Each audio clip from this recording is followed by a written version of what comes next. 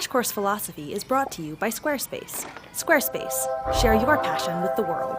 We've spent a couple of lessons talking about how philosophers reason. Now, it's time to do some actual philosophy. And one of the most important hallmarks of philosophical thought is that you should never take things at face value. You should always be willing to accept that there's more to the world than meets the eye. Because whatever truth seems obvious today might turn out to be not so true at all. It's one of the more daunting pursuits in philosophy, pondering what's really real as opposed to what you think is real and how you could ever know the difference. Fortunately, there are some guides who can help you on your journey when you're exploring the nature of reality. And you know who's really helpful here? Leonardo DiCaprio. I mean, I guess you could say that a lot of actors can transport you to another reality if they're good enough, but that's not what I mean. I'm talking about Inception, that movie where Leo plays a thief who steals ideas from people by invading their dreams. A super handy ability if you want to say steal corporate secrets from a CEO or military plans from a head of state. But after a while, it becomes hard for some members of Leo's team to tell the difference between one dream and another, or to discern dreams from reality. The whole film is populated with people who live in a dream world, convinced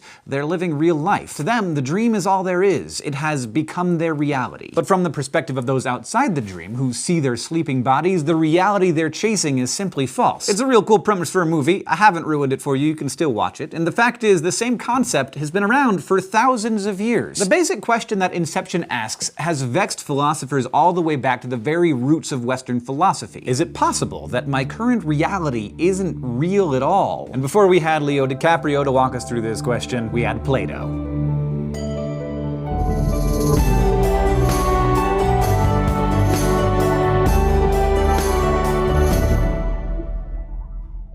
Around 2,400 years ago, Plato wrote his famous book, The Republic, in which he describes probably better than anyone before or since the nature of reality. He does it by telling a story about prisoners who have been chained since birth in a dark cave facing a blank wall. All kinds of people and objects pass behind the prisoners, and a fire casts the shadows of those things onto the wall in front of the prisoners. These shadow images are all the prisoners ever see, so they come to understand the shadows as reality. Now just hold up a minute and imagine what your view of the world would be like if all you've ever seen are shadows. You wouldn't know that there was anything more. 3D wouldn't even be a concept for you. The prisoners spend their whole lives understanding only this shadow reality, until one day one of them escapes from his chains and crawls into the daylight. After spending a lifetime in firelit darkness, the man is blinded by the sun at first, but in time he comes to see the things outside of the cave are far more real than the shadow images that he once took for reality. They have more substance, they occupy an extra dimension. Think about how that would feel to suddenly realize that everything you believed just minutes ago turned out to be merely faint outlines of reality. This is what happens to a lot of the characters who inhabit the world of Inception. Once they realize there can be multiple layers of reality, they never look at the world around them the same way again, and for many of them, the experience becomes intoxicating. This is also what happens to Plato's escaped prisoner. He goes back into the cave to tell his friends the exciting news about what he's found, but the conversation doesn't go the way he thinks it will. He expects them to be amazed by his discovery. He figures they'll be as eager to join him as he is anxious to get back. But they all think he's crazy. As far as they're concerned, he's babbling about some higher reality that they've never seen or heard of or have any evidence for. To make matters worse, going back into the firelit cave after being in the sunlight temporarily blinds the man again. So from his friend's perspective, his journey into the outside world has actually damaged him, because now he can't even see the shadow images that were once his whole world. Now, you don't have to be Plato or Christopher Nolan to dream this stuff up. In fact, you might have experienced a diluted version of this kind of reality shock for yourself. For example, do you remember your first teddy bear? That bear was, philosophically speaking, your only contact with, and your only way of understanding the concept of a bear. Then one day, you went to a zoo or a wildlife refuge or a national park,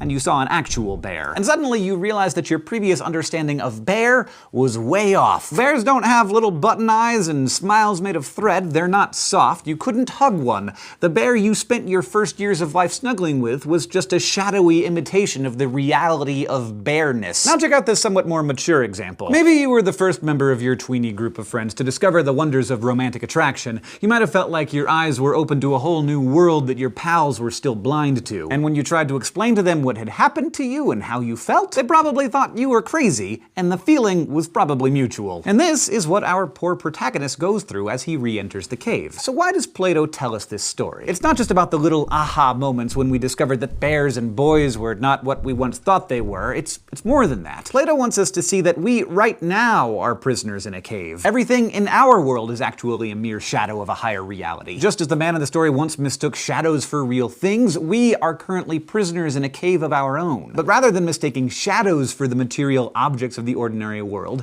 our mistake is thinking that the material objects of the ordinary world are the most real things. In fact, Plato says, the physical world that we think is the most real is actually a mere shadow of a higher truth. If this surprises you, think about how many beliefs were once accepted as absolute fact only to later turn out to be completely false. The shape of the Earth, the idea that the Earth was the center of the universe, the belief that heroin and tobacco and lobotomies were good for people. Those so-called facts turned out to be far from the truth. So there's a lot packed into this little story. Plato is urging you to consider that the world is not really as it seems, and making a statement about philosophy. Doing philosophy is hard. Accepting that much of what you've always believed might actually be false can make you uncomfortable. You might feel temporarily blinded. You may learn just enough to know that your old beliefs aren't reliable, but you don't yet know enough to feel comfortable with these new ideas either. What's more, your old friends who aren't on this journey with you might think you've lost your mind. Or they might take you for an arrogant, pedantic jerk who thinks they have all the answers. But philosophy is also awesome, because once you get through the growing pains, you can see things in a new way, and you can see through things that used to fool you. And that brings us to another puzzle.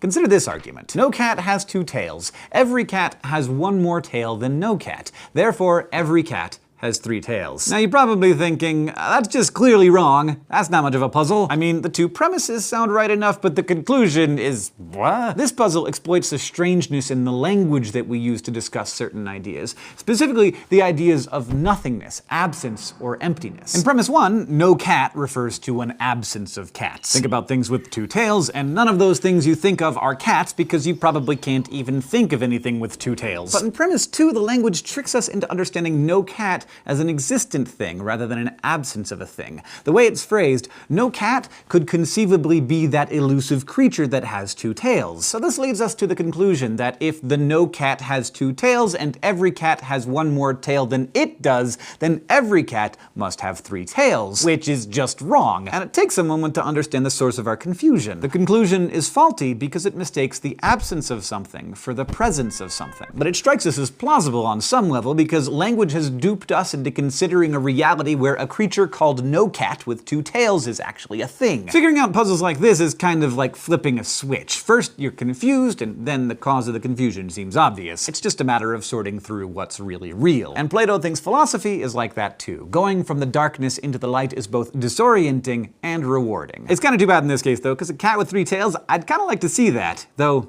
to be honest, I mostly just like looking at any cat. And with that, we wrap up this episode of Crash Course Philosophy. Today, we learned about Plato's famous myth of the cave, questioned the relationship between appearance and reality, and talked about the process of philosophical discovery. Next time, we're going to disappear even deeper into the hole of shadow and disbelief, all in the hopes of eventually emerging into the light. This episode of Crash Course Philosophy is brought to you by Squarespace. Squarespace helps to create websites, blogs, or online stores for you and your ideas. Websites look professionally designed regardless of skill level, no coding required. Try Squarespace at squarespace.com/Crash Course for a special offer. Crash Course Philosophy is produced in association with PBS Digital Studios. You can head over to their channel to check out amazing shows like Shanks FX, Gross Science, and PBS Game Show. This episode of Crash Course was filmed in the Dr. Cheryl C. Kinney Crash Course studio with the help of all of these amazing people, and our graphics team is Thought Cafe.